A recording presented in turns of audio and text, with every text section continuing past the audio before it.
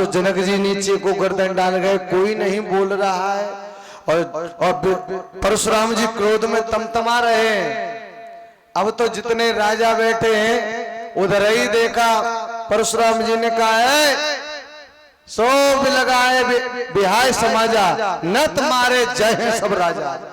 जिसने भी शिव जी का धनुष तोड़ा हो वो समाज से उठ करके अलग हो जाए या समाज उसे अलग कर दे, नहीं तो जितने राजा बैठे वो सब मारे जाएंगे। एक बोला, अब राजा बकबक कर रहे थे ना, हाथ उठा के ऐसे, अरे ये कर देंगे वो कर देंगे। और जैसे ही बकबक की नीच, और जैसे ही ऊपर को गर्दन उठाई, देखा है परशुराम जी को खड़े, तो ऐसे ही हाथ उठा रह गया और एकदम से प्रणाम करने लगे पिता का नाम लेकर के। और परशुराम जी ने देखा है कि लगता है तुम्हें हमने कहीं देखा है।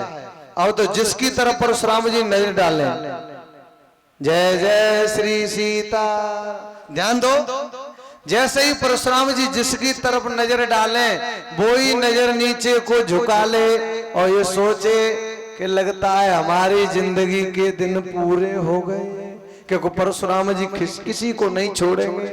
एक बोला, मैंने ही पहले ही कहा था कि भाग चलो यहाँ से, धनुष का धनुष नहीं टूटा और मरे और जा रहे हैं, इससे अच्छा धनुष तोड़ के मरते तो नाम हो जाता।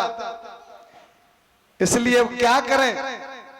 एक बोला, भैया धनुष नहीं टूटा वो बात ठीक है, लेकिन अब क्या करें। एक बोला, हम तो पहले ही जानते थे इसलिए हमने धनुष तोड़ा नहीं था।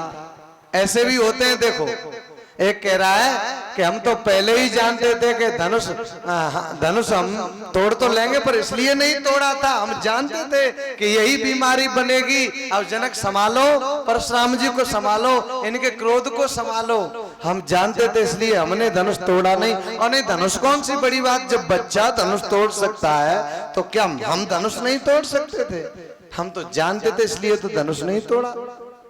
ऐसे हैं, धनुष टूटा तो नहीं पर अब बड़ी बड़ी बातें कर रहे हैं। अब लेकिन लक्ष्मण जी उठ के खड़े हो, वो राम जी उठ के खड़े हुए, नाथ सम्बुधन भंजन आ रहा हो, ये कोई एक दास हो तुम्हारा, धनुष को तोड़ने वाला कोई आपका दास ही होगा।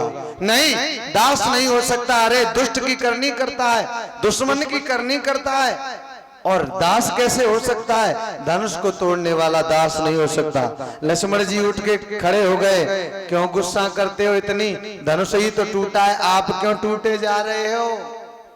कहे जनक, विश्वामित्र, इस बच्चे को रोक लो, ये छोटा बच्चा बड़े छोटे मुंह बड़ी बात करता है, बहुत बोल रहा है, नहीं तो ये मेरे फरसे को नहीं देखता, इससे मैंने बड़े बड़े राजाओं को काट काट के नदियां बहा दी खून की, और ये बच्चा मेरे फरसे को नहीं देख रहा है।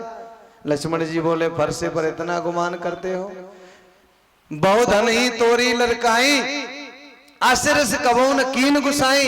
अरे बचपन में कितनी हमने धनुइयां तोड़ डाली, ऐसी गुस्सा ऐसा क्रोध तो आपने कभी नहीं किया। क्या पागल हो गया, उन धनुइयों की बराबरी ये शिव जी के धनुष से कर रहा है।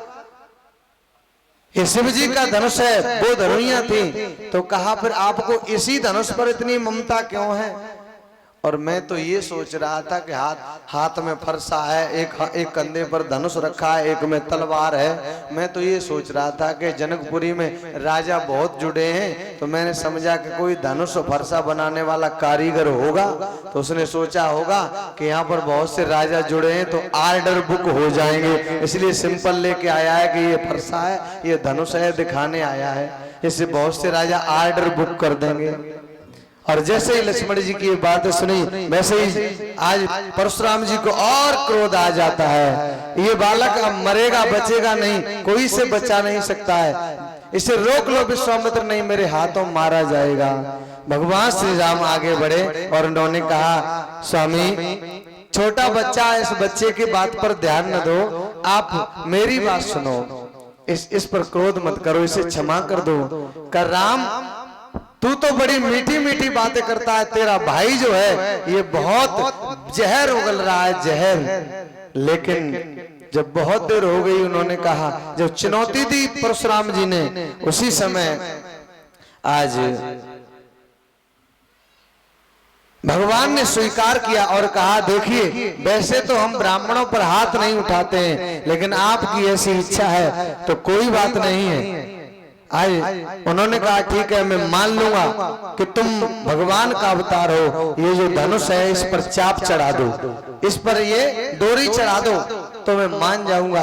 और परशुराम जी ने धनुष देना चाहा, लेकिन धनुष देने से पहले ही धनुष अपने आप ही श्री राम के पास चला गया, श्री राम के पास। और परशुराम जी का क्रोध शांत हो गया, प्रभु के चरणों में गिर पड़े। और फिर क्या है, सीता जी का और राम जी के साथ विवाह होने की तैयारी होती है। चिट्ठी भेजी गई अयोध्या में, तो उधर से दशरथ जी, गुरु वशिष्ठ और भरत जी और शत्रुघ्न जी सेना को, बारात को सजा करके लेके आते हैं यहाँ। आज श्री राम जी का विवाह होता है बड़े धूमधाम के साथ में।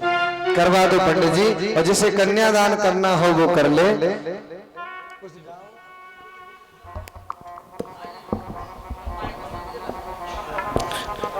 अभी हाँ, और देखिए श्री राम जी का विवाह हो गया, उसके बाद में भरत जी का विवाह। जो जनक के छोटे भाई थे कुशध्वज, ये थे शीरध्वज, जनक जी का नाम था शीरध्वज, और उनके छोटे भाई थे कुशध्वज। कुशध्वज की बेटी थी मांडवी, तो मांडवी का विवाह भरत जी के साथ हुआ, और उर्मिला का विवाह लक्ष्मण जी के साथ हुआ, और श्रुतकीर्ति का विवाह शत्रुघ्न जी के साथ हुआ। तो अब लक्ष्मण जी का विवाह भी देख लीजिए।